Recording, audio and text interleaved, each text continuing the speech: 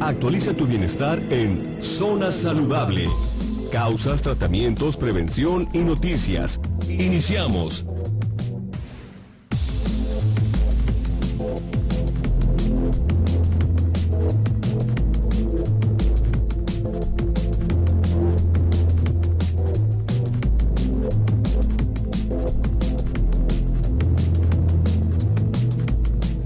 Muy buenos días tengan todos ustedes. Yo soy la doctora Elvia Jiménez, iniciando semana con un buen tema, trasplantes y donadores. Si usted tiene por ahí alguna información no fidedigna acerca de los donadores o de los trasplantes, por ahí hay muchas historias urbanas de que alguien aparece con una cicatriz y que ya le quitaron el riñón y que bueno, hay muchas cosas que circulan por ahí y pues normalmente no tienen algún fundamento, así que hoy lo vamos a ver con el doctor Eduardo González. Él es jefe de la División de Trasplantes del Centro Médico Nacional de Occidente del IMSS, pero antes de presentarlo voy a poner a su disposición las líneas telefónicas 3122-4200 y 3122-4266. Nuestro WhatsApp 33 18 80 76 41. La pregunta es, ¿todos podemos ser donadores? ¿Cuáles son los requisitos? ¿Qué edad tendríamos que tener? ¿Qué condiciones físicas y de salud? Pues son muchas preguntas en relación a un trasplante. Lo que más se trasplanta aquí, es lo que comentábamos con el doctor Eduardo González, pues es el riñón. ¿Qué tal? Muy buenos días, doctor Eduardo González. Hola, gracias, muy buenos días, muchas gracias por la invitación. No, pues muchísimas gracias para hablar de un tema que hay veces que como que no queremos hablar mucho de esto, ¿no? No queremos saber de que yo pueda estar en una situación en donde me vea forzada, a lo mejor a donar un riñón porque digo, ¿y qué va a pasar con mi otro riñón? Entonces sí me gustaría que empezáramos por saber las características de los donadores. ¿Quiénes pueden donar un riñón en vida? Vamos a hablar en vida primero. Ok, de acuerdo. Bueno, primero que nada, importante hacer mención que tenemos un gran número de pacientes con enfermedad renal crónica que está en espera de la oportunidad y en espera de la posibilidad de realizarles un trasplante renal. Sabemos que el trasplante de riñón es un procedimiento quirúrgico médico que puede llegar incluso a ser curativo y reintegrar a los enfermos a su vida completamente normal, laboral, social, en la sociedad, en el país. Entonces, evidentemente, ante el número tan grande que tenemos de pacientes esperando un riñón, evidentemente surge la pregunta que usted me realiza: ¿qué va a pasar? ¿Quién me va a donar ese riñón? ¿Dónde voy a encontrar ese riñón? Los probables donadores igualmente, ¿le voy a donar? ¿No le voy a donar? ¿Le puedo donar? ¿Qué va a pasar si me quedo solamente con un riñón? Todo esto ya está bien estudiado, está bien establecido.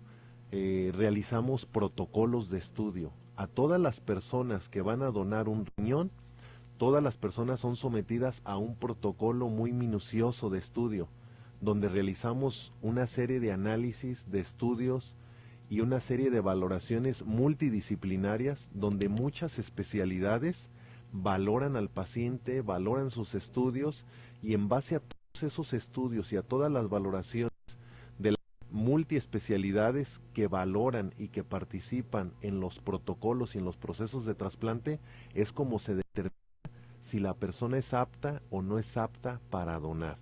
Hacemos exámenes evidentemente de función renal, checar que sus riñones estén trabajando y funcionando correcta y adecuadamente. Realizamos exámenes de perfil viral.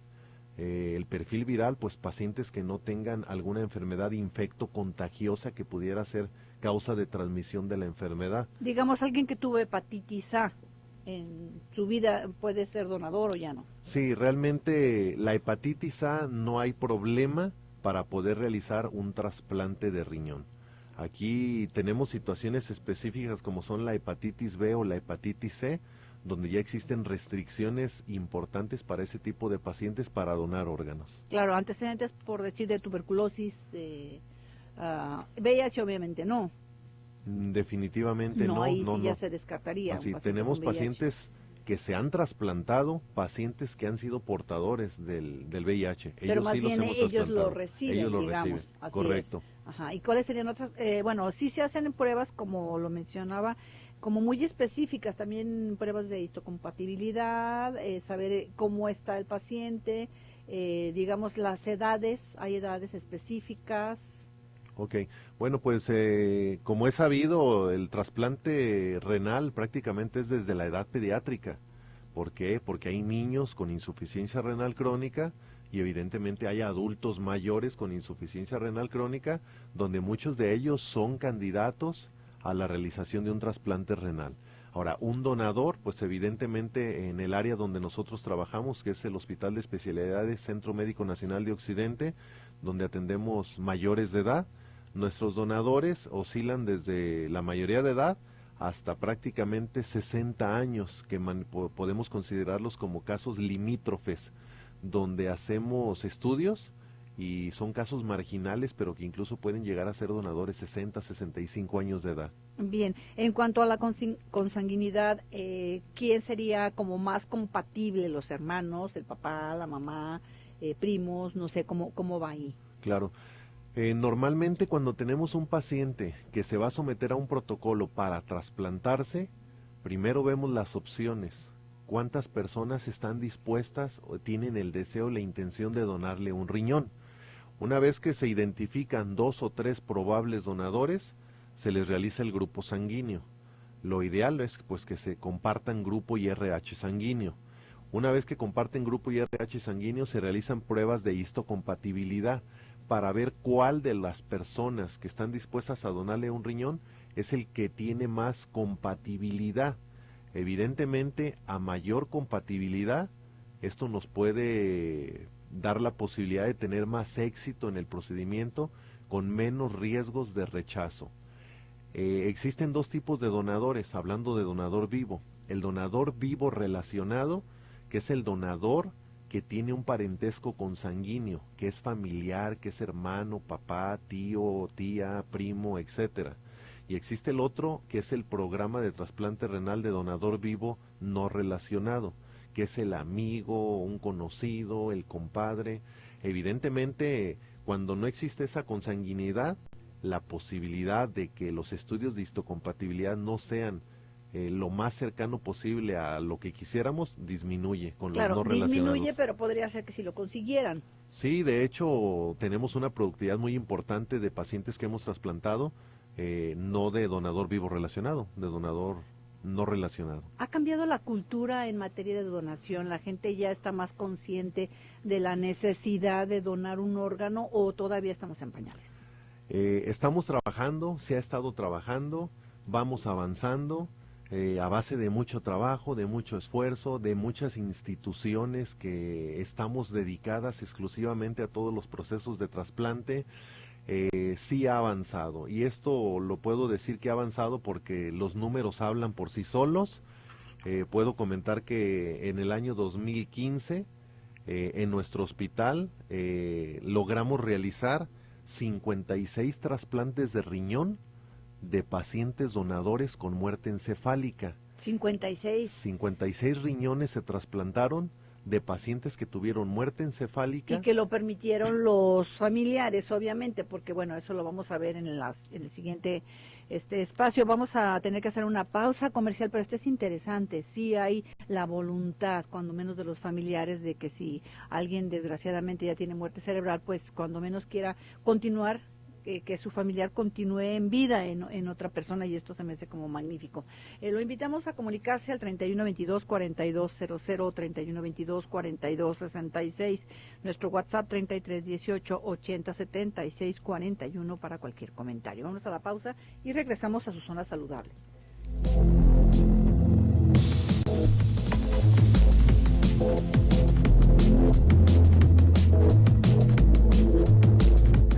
De regreso, saludo con muchísimo gusto a Omar Machaín ahí en controles, a Fanny Olvera en las líneas telefónicas, a mi productora Laura Mora y como asistente de producción Abraham Mendoza, y retomamos nuestro tema trasplantes y donadores, y nos quedamos que el año pasado hicieron, bueno, casi más de 1 por mes de trasplantados con personas que tenían muerte cerebral. Así es, 59. Correcto.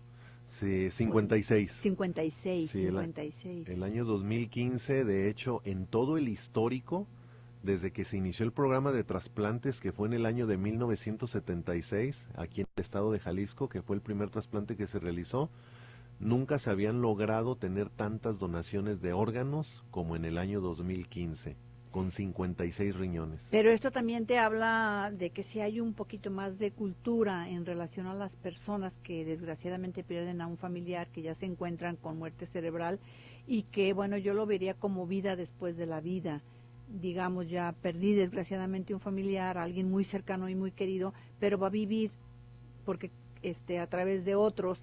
¿Qué órganos se pueden trasplantar en este caso? ¿Cuántos se salvan? Ok, bueno, tenemos casos de donaciones multiorgánicas en los cuales evidentemente lo que comentas, para nosotros los donadores son los héroes de los trasplantes, porque Exacto. si no hubiera donadores, no existirían los trasplantes, por eso un reconocimiento, porque ellos son los héroes.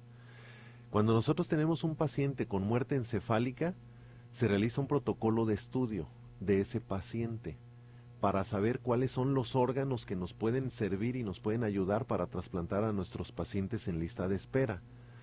El órgano que con mayor frecuencia trasplantamos es el riñón, seguido del hígado. El hígado también es un órgano sólido que también logramos hacer el trasplante del hígado. Las córneas, también tenemos muchos pacientes en lista de espera para trasplantarse de córnea. Tenemos el programa de trasplante cardíaco, donde también se puede donar el corazón para la realización de trasplante cardíaco. Se puede donar hueso, se puede donar piel, se pueden donar ligamentos, tendones, se puede donar páncreas. También hemos tenido trasplantes de páncreas, hemos tenido trasplantes mixtos, combinados. Trasplantamos a un mismo paciente de un donador con muerte encefálica, hígado y riñón, o páncreas y riñón. Pero básicamente son los órganos que son más frecuentemente donados o solicitados por las personas que nos dedicamos a las cuestiones de trasplantes. Bien, aquí sí me gustaría puntualizar esta situación. El órgano a trasplantar sirve solamente si el paciente tiene muerte cerebral. Si está muerto, no. O sea, ya sus órganos no sirven aunque acabe de morir, o sí puede ser que se salve alguno. Bueno, normalmente hay un proceso que se llama corazón parado.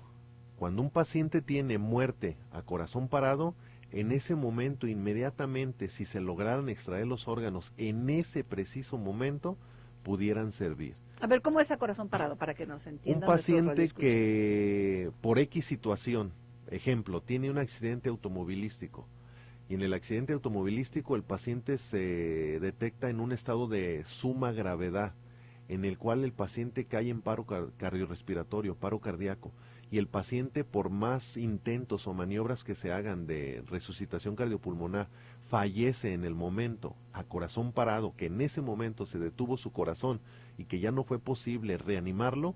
Si se logra hacer una donación en ese momento, pueden ser útiles algunos de los órganos. No todos. No todos, cosa que es sumamente complicada y difícil. Sería detectar. dificilísimo entonces. Sí, lo que pasa es que para tener una procuración de órganos se requiere mover mucha gente, mucho equipo, mucho personal, el equipo de córnea, el equipo de corazón, el equipo de hígado, el equipo de riñones.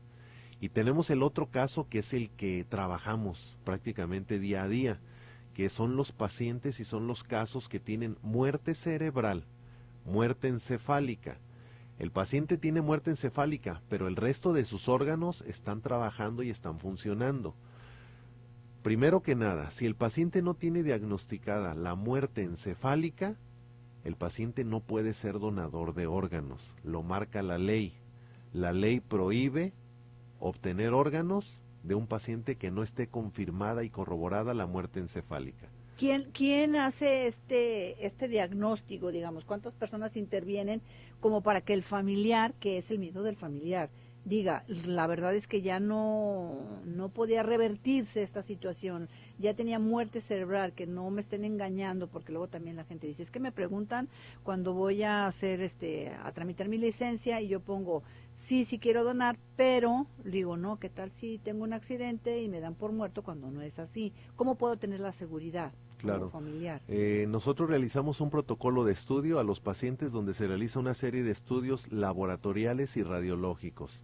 Dentro de los exámenes radiológicos se realiza un estudio que se conoce con el nombre de angiotomografía cerebral.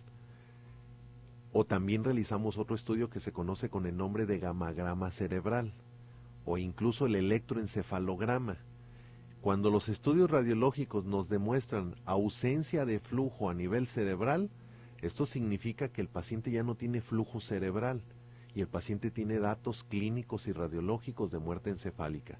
Todo esto es avalado e interpretado por el Servicio de Neurología, quien establece y da el diagnóstico definitivo de muerte encefálica.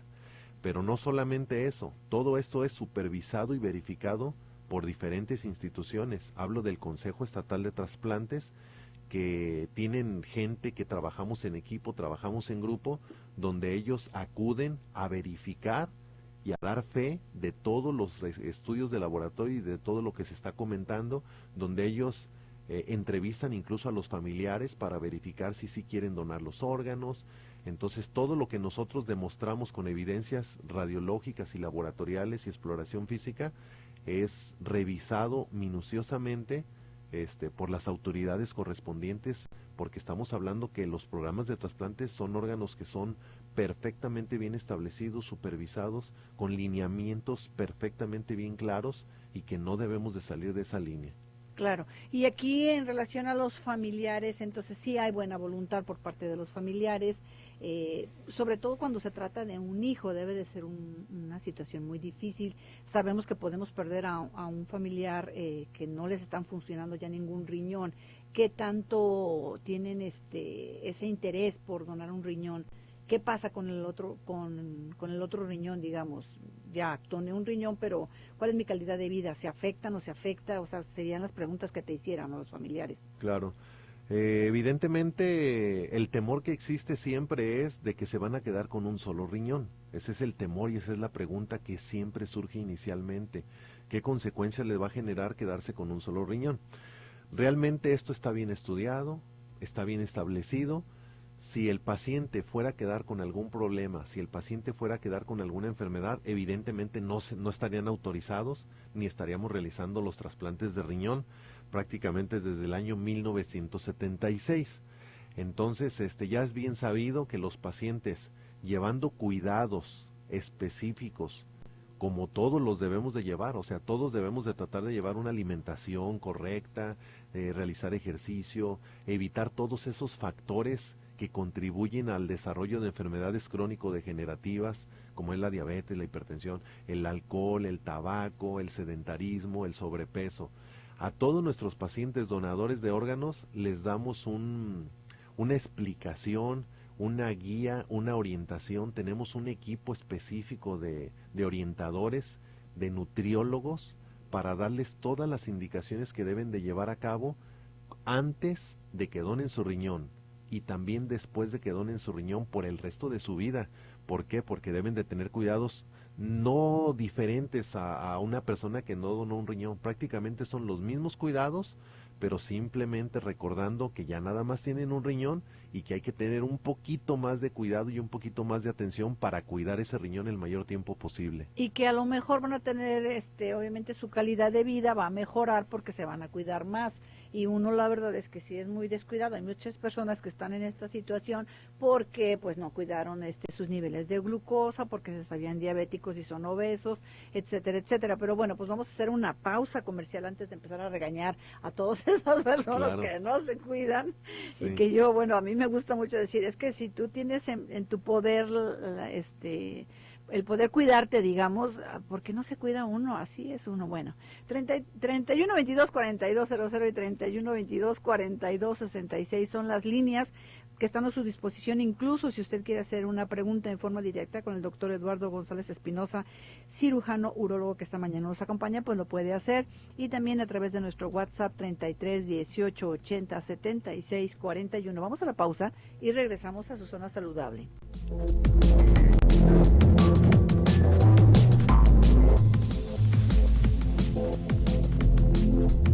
Estamos platicando de lo que puede sentir una persona que ya no tiene sus riñones. Entonces son pacientes jóvenes. Hablábamos de un rango de entre 20, ¿qué?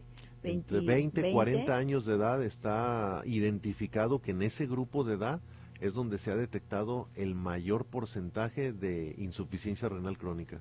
Y estos pacientes entonces no se dieron cuenta, no tenían como antecedente que eran diabéticos, obviamente a lo mejor ni hipertensos, a lo mejor eran incluso muchachos o muchachas que eran deportistas. ¿Qué es lo que pasa ahí con esos riñones?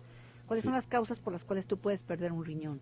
Ok, la causa principal por la cual se ha detectado que el paciente llega a insuficiencia renal crónica, y hablando en este grupo de edad de 20 a 40 años, desafortunadamente la principal causa es enfermedad idiopática de causa desconocida, que el paciente no tenía antecedentes ni de ser diabético, ni de ser hipertenso, ni de tener alguna situación específica que lo fuera a orillar a llegar a esta enfermedad. Y cuando el paciente empieza a tener signos y síntomas de la enfermedad, en muchas ocasiones en los exámenes de laboratorio radiológicos es cuando identificamos que el paciente ya trae datos de falla renal y es cuando lo sometemos a protocolo, pero desafortunadamente la causa es idiopática, la principal, donde algunas veces tenemos el equipo de nefrólogos con el que contamos, expertos en el área, realizan procedimientos como son las biopsias renales para lograr identificar cuál fue la causa de alguna glomerulopatía que haya sido la causa que ocasionó la enfermedad, pero en muchos casos ni siquiera la biopsia logramos realizar por el pequeño tamaño de los riñones. Los riñones se hacen hipoplásicos, pequeños, que ya ni siquiera es posible biopsiarlos. No da ningún síntoma, no hay cambios en la orina, no hay dolor, nada que le pueda indicar a un chavo que su riñón no está funcionando. En un inicio realmente no hay ninguna sintomatología. Asintomático. Completamente asintomático. Ya cuando empiezan a tener signos y síntomas, generalmente aparece el cansancio, aparece la fatiga, aparece la hipertensión arterial, aparece el color pálido de su piel secundario a la anemia, porque son pacientes que desarrollan anemia, que no tienen ganas de levantarse, que están cansados, tienen náuseas, tienen vómito, no tienen apetito. Entonces todos esos signos y síntomas pues nos orientan a pensar que el paciente puede tener enfermedad. Muchas veces a mí me ha tocado recibir pacientes que van a consulta de primera vez y solamente con verlos por el color, retienen líquidos, con verlos uno se da cuenta, este es un paciente que está enfermo de sus riñones.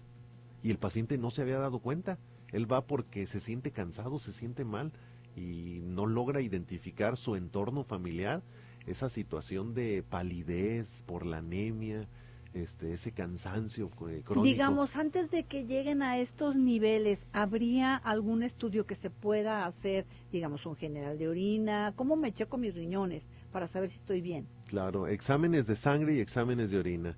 Una química sanguínea para ver cómo está la función renal con la urea y la creatinina. Examen de orina importante para ver si existe la presencia de proteínas en la orina, que también es un factor que prácticamente todos los nefrópatas presentan.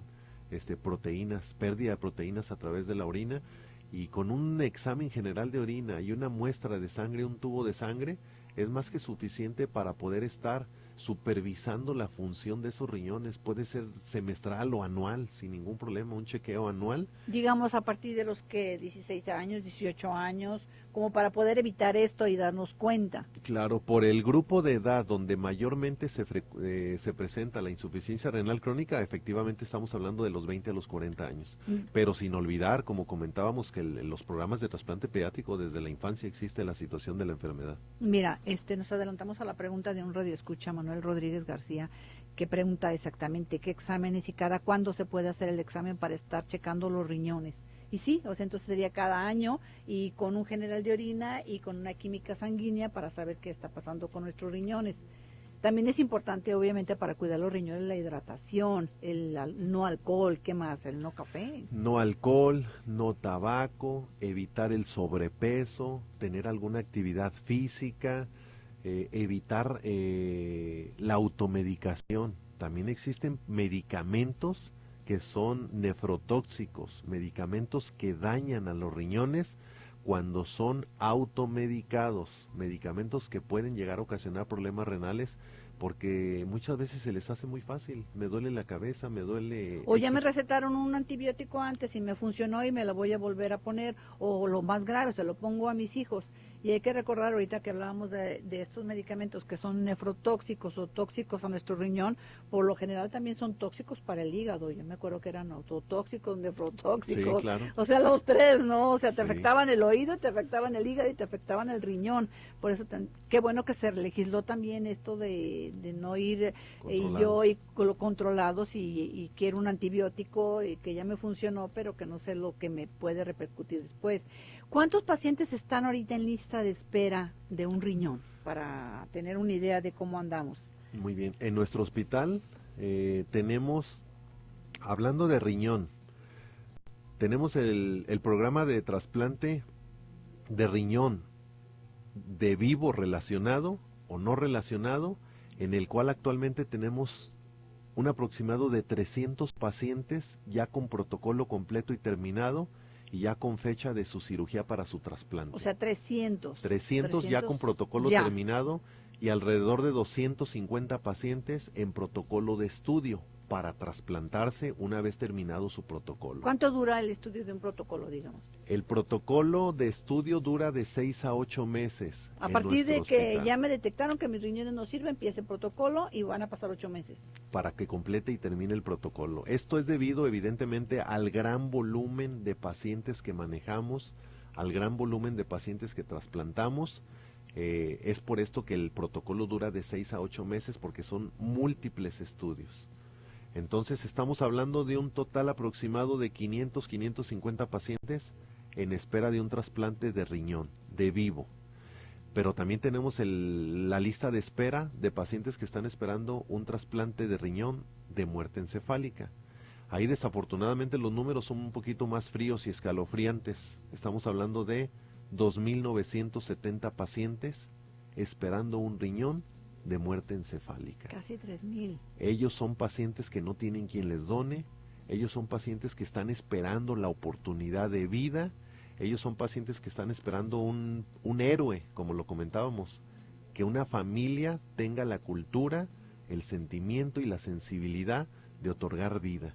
Y son 2.900 pacientes los que tenemos esperando esa oportunidad de vida. Y digamos, ahí en el Centro Médico Nacional de Occidente, ¿qué tipo de información se le dan a los pacientes en general, a los familiares de los pacientes, de lo que sea, en relación a la donación de órganos? ¿Cómo se les invita, digamos, a estar conscientes de este problema? Claro.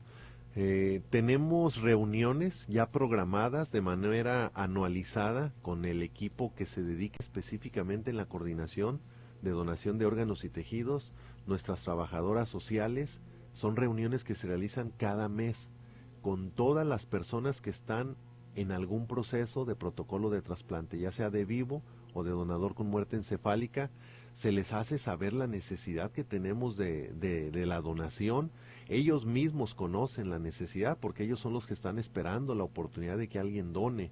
Se les da información, se les dan pláticas, se les dan charlas, capacitación por múltiples especialistas que participan en todos los procesos de trasplantes. Se les aclaran todas sus dudas, se les habla también sobre la legalidad de todos los procesos de trasplantes donde no existe absolutamente ninguna desviación. Se les explica completamente todas las dudas que ellos tengan para que ellos se sientan más motivados pues a participar, y muchas veces ellos mismos son los que nos ayudan y nos apoyan a difundir, a realizar más cultura de donación. Hemos tenido marchas a favor de la donación. Qué bien. Acabamos de tener lo que fue la inauguración del Hospital Donante aquí en el estado de Jalisco, que es el primer estado donde se instala el Hospital Donante. Tenemos coordinadores de donación de órganos y tejidos instalados en varias unidades médicas de lo que es la ciudad de Guadalajara, que se dedican exclusivamente a detectar pacientes probables donadores de órganos. Bien, pues tenemos que hacer una pausa comercial. Retomamos nuestro tema enseguida. Teléfonos en cabina 3122-4200 y 3122-4266. Nuestro WhatsApp 3318-807641. estamos de regreso, estamos platicando con el doctor Eduardo González Espinosa. Él es médico cirujano, urólogo, jefe de la división de trasplantes del Hospital de Especialidades del Centro Médico Nacional de Occidente. ¿Podrías dar algún teléfono para consulta, para alguna duda que tengan nuestros radioescuchas? Sí, claro, con todo gusto. El número telefónico es el 3601-5074 y el mismo número con terminación 75. Estamos a sus órdenes ahí. Bueno, muchas gracias. Tenemos una pregunta de un radioescucha. A mi hija de 8 años le acaban de diagnosticar diabetes infantil. Me gustaría saber qué es lo más recomendable para cuidar sus riñones y que a un mediano y largo plazo no llegue a tener estos problemas, señor Enríquez. Sí, señor Enríquez, en esta situación lo más recomendable es estar muy apegado a su médico pediatra y evidentemente hay la necesidad de que la esté valorando, supervisando y vigilando un endocrinólogo para tener un control correcto y adecuado de su enfermedad, de su diabetes mellitus, y que esta enfermedad no vaya a evolucionar a una insuficiencia renal crónica. Aquí sí sería muy importante mantener, ¿no?, los niveles de glucosa en orden. La hija, bueno, espero que no tenga ningún tipo de sobrepeso, pero también mantenerla en su peso. La dieta, la insulina o medicamentos orales, lo que le haya indicado su endocrinólogo. Bien, tenemos un comentario. Soy paramédico y hace un tiempo una familia quería donar los órganos de un joven de 17 años y como era de madrugada y no había nadie para poder hacer la donación, se perdieron ese donante. ¿Ya habrá doctores en la madrugada para poder hacer las donaciones? Sí, definitivamente. El programa de trasplantes es un programa que trabaja sin interrupciones, las 24 horas del día, de lunes a domingo. Nosotros tenemos un programa donde no hay descanso, donde estamos con teléfonos abiertos día y noche, esperando el aviso de una probable donación de órganos. Desconozco qué situación haya sucedido aquí o a nivel de qué institución haya sucedido, pero hablando del Instituto Mexicano del Seguro Social, Centro Médico Nacional de Occidente, Hospital de Especialidades, nosotros estamos las 24 horas del día trabajando para favorecer y satisfacer las necesidades de nuestros pacientes y más en una situación tan importante como son los trasplantes, donde no podemos darnos el lujo de estar perdiendo órganos. Entonces esto está solucionado. Claro. ¿Cómo podríamos fomentar la donación de órganos para todos nuestros radioescuchas? ¿Cómo podríamos hacer para cambiar esta cultura?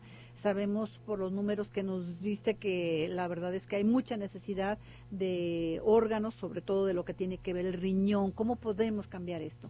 Pues básicamente a través de difusión, a través de información, a través de crearles la confianza de que las cosas se están haciendo y se están haciendo bien, hacerles saber que no les va a generar ningún problema el donar un órgano, el donar un riñón no les va a generar ningún problema siempre y cuando puedan llevar una vida adecuada, con alimentación, con cuidados. Evidentemente tenemos mucha necesidad de órganos para trasplantar a nuestros pacientes, tenemos un equipo multidisciplinario de expertos que manejan todos los procesos de trasplantes, donde la selección de los donadores es bien establecida y donde tratamos de garantizar la mayor seguridad posible dentro de lo humanamente posible para todos nuestros pacientes, y de que son procesos ahorita en la actualidad altamente confiables por el equipo y el gran equipo que trabajamos y manejamos todos estos procesos de trasplantes. Existen campañas de difusión, de televisión, de radio, como es el caso que agradezco la invitación para poder dar a conocer esto y promover y difundir la donación. Como comentaba hace unos minutos, han existido marchas, caminatas, carreras por la donación. Entonces, se está trabajando, realmente se está trabajando en equipo, con muchas relaciones con la Coordinación Nacional de Trasplantes, con el Centro Nacional de Trasplantes, con el Consejo Estatal de Trasplantes y con nuestro Comité Interno de Trasplantes de nuestro hospital, que hemos estado trabajando a nivel delegacional también con la delegación del Estado de Jalisco del IMSS, en la cual hemos hecho una labor conjunta entre todas las instituciones participantes, y en base a eso es que hemos visto que ha aumentado la donación de órganos.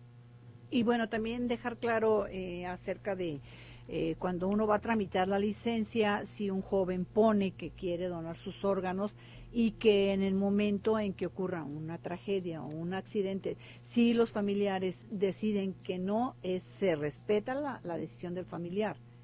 Correcto, de hecho, pues básicamente nuestra licencia, en mi caso tenemos que soy donador de órganos, pero una persona que en vida fue a tramitar su licencia y él puso que quería ser donador de órganos, desafortunadamente si este paciente llega a tener muerte encefálica, la decisión que él tomó en su licencia no es válida como un documento legal. Ahí la legalidad va a ser lo que establezca y lo que decida la familia directamente del paciente. Lo que la familia diga es lo que se va a realizar, y si es un caso médico legal, pues ante el Ministerio Público hay que dar fe de toda esta situación.